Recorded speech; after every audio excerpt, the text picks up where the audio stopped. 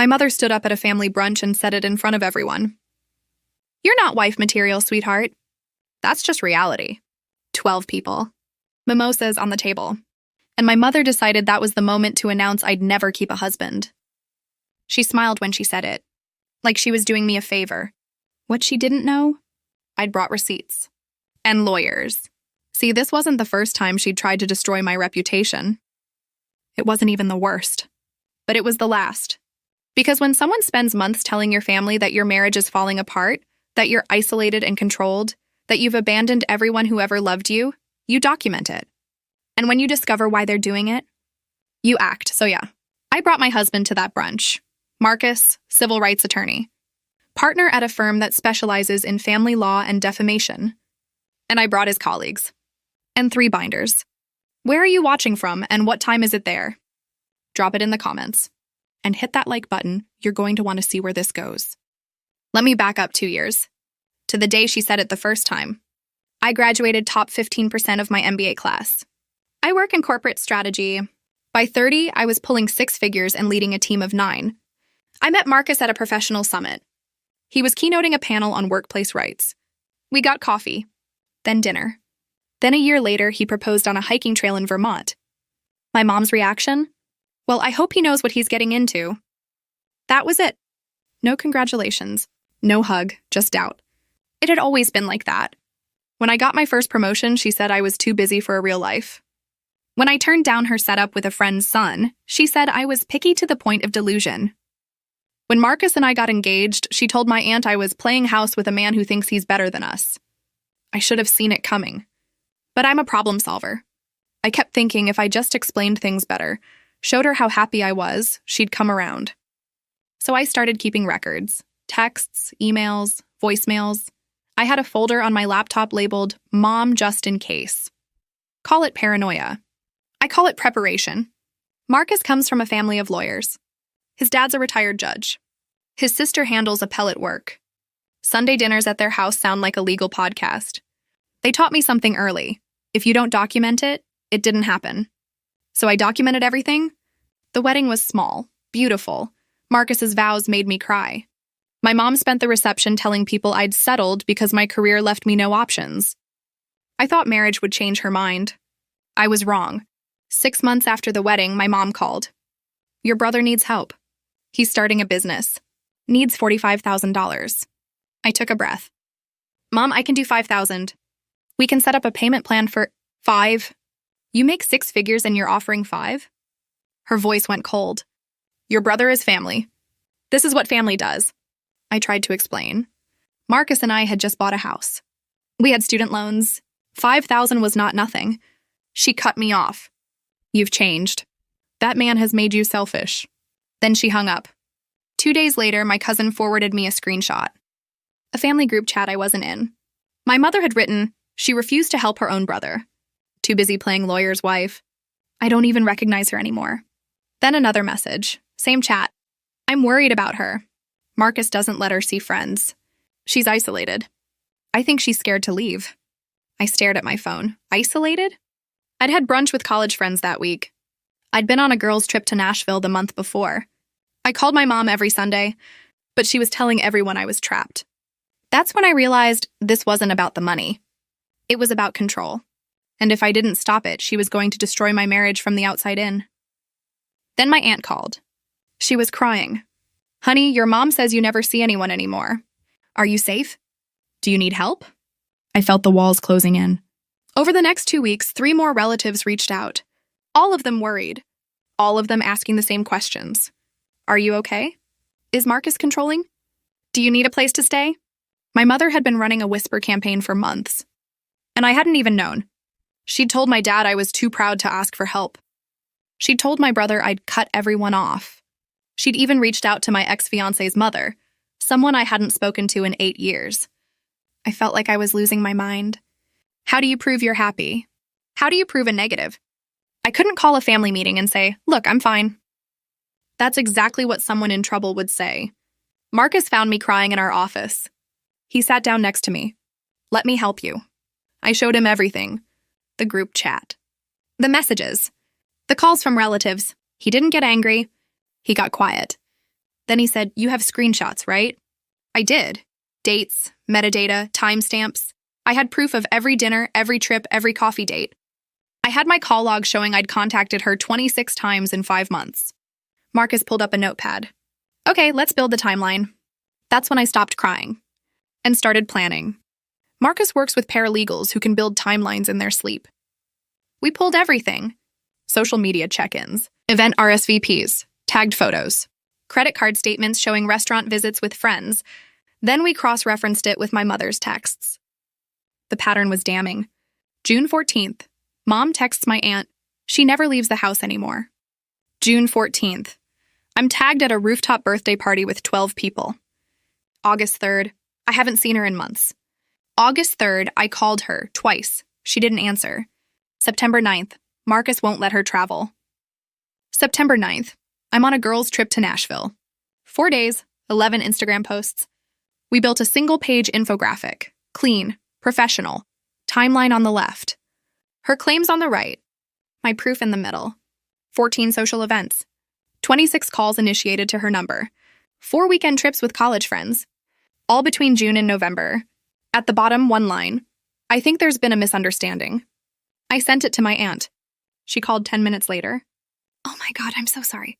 I didn't know. I kept my voice steady. "It's okay, but I need you to know the truth." She promised to talk to my mom. I didn't hold my breath. Because 2 days later, my mother went nuclear. My mom posted on Facebook. Public. Not friends only. Public. Heartbroken that my own daughter would rather trust documents than her mother. Lawyer tactics won't erase a mother's love. Praying for her to come home. 32 comments in an hour. Most of them from people who didn't even know me. So sad. Praying for your family. Lawyers always twist the truth. She was flipping the script. Positioning herself as the victim. Then came the group text. Family-wide. "We need to talk. This Sunday, noon, my house. We're settling this as a family." And then the kicker. "Come by yourself if you respect us." She wanted me alone, outnumbered, defensive. My younger sister, her golden child, jumped in immediately. "Mom's right. This has gone too far. You owe her an apology." My dad said nothing. Radio silence. That hurt more than anything my mom had said. I had 4 days. Marcus sat across from me at the kitchen table. "Do you want me there?" I looked at him. "Yes, and I want you to bring the files." He nodded. "Then we're going in prepared." No yelling. No emotion. Just facts. My hands were shaking. But for the first time in weeks, I wasn't scared. I was ready. Because while my mom had been busy playing the victim on Facebook, we'd found something. Something she really didn't want anyone to see. I got an email. Forwarded from my ex-fiance's mother, a woman I hadn't spoken to in nearly a decade. Subject line, "Thought you should know." The email chain was 3 messages long. My mother to her. 6 months earlier. "Hi, Linda. Hope you're well. I'm reaching out because I need a favor for our family. My son is starting a business and we're trying to raise $45,000. I thought you might be willing to help. Of course, my name will facilitate and guarantee repayment. She's doing very well financially now. Let me know. Blessings." I read it twice. She'd used my name. As collateral. Without asking me, she'd promised I would guarantee a loan I knew nothing about. Linda had written back, "I'm sorry, but I'm not comfortable with that arrangement." My mom replied, "I understand. I just thought since you and my name were so close, you'd want to support her family." We were never close. I broke up with her son 8 years ago. Marcus read the email over my shoulder.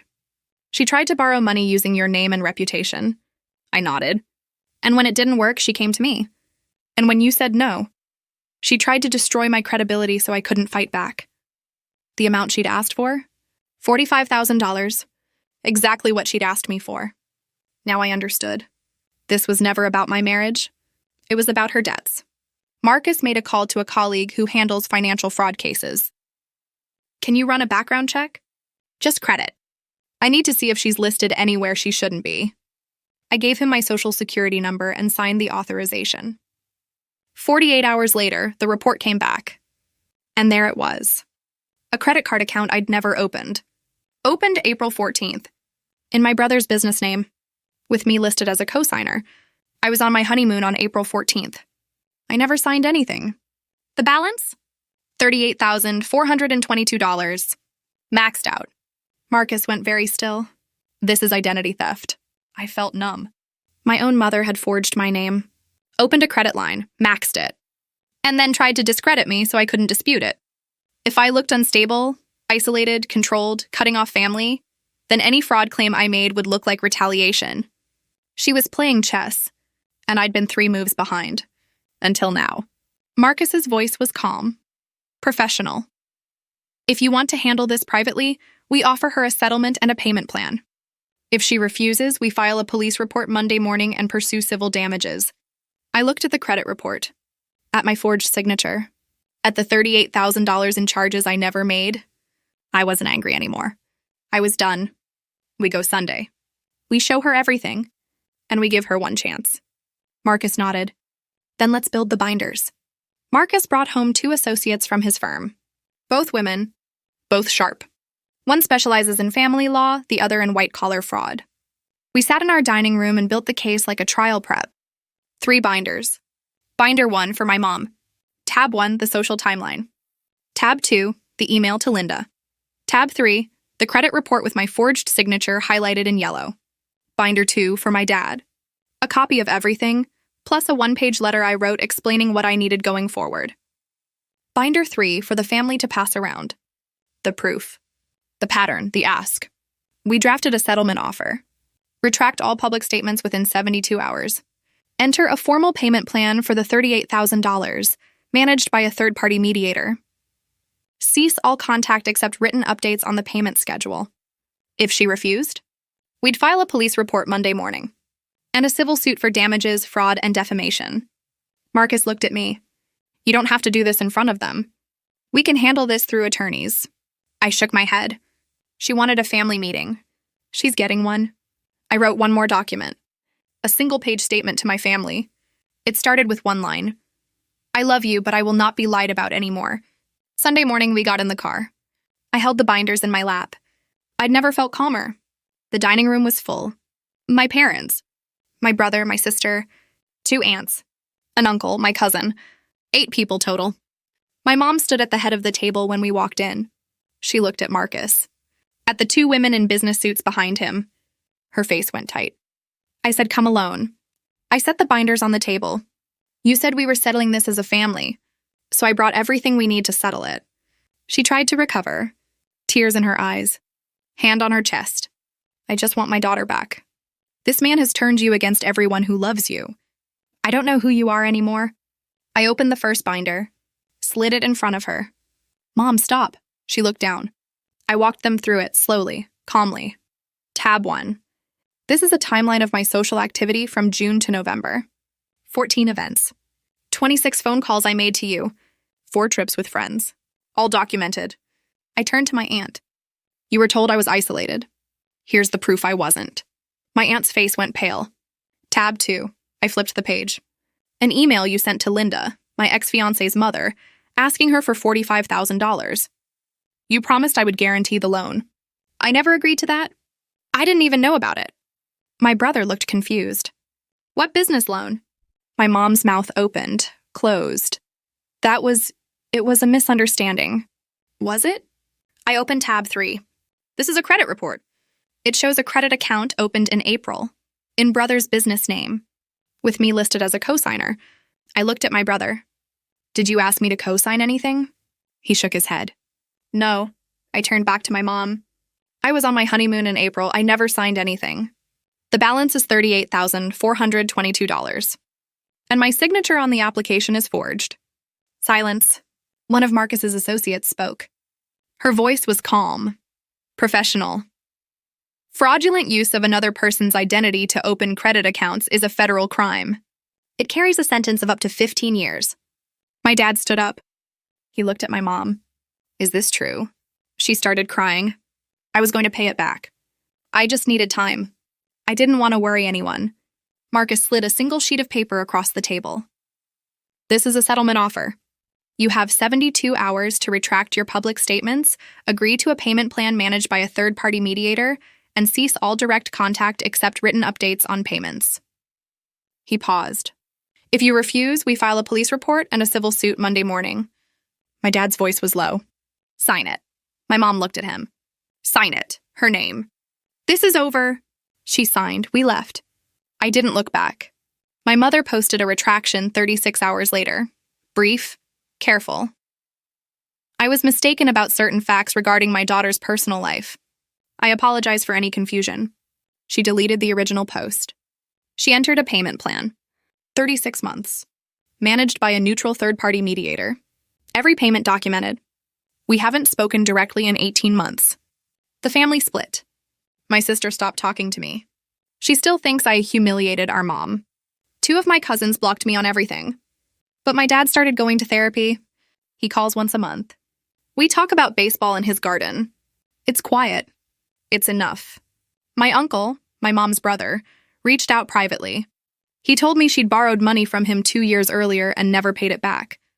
He said he was glad someone finally stood up to her. My brother apologized. He hadn't known about the credit card. He closed the business account and got his own line of credit. We grab lunch every few months. The credit bureau cleared my name within 60 days. The fraudulent account was removed. My score recovered. Marcus's firm took on 2 more cases like mine. Pro bono.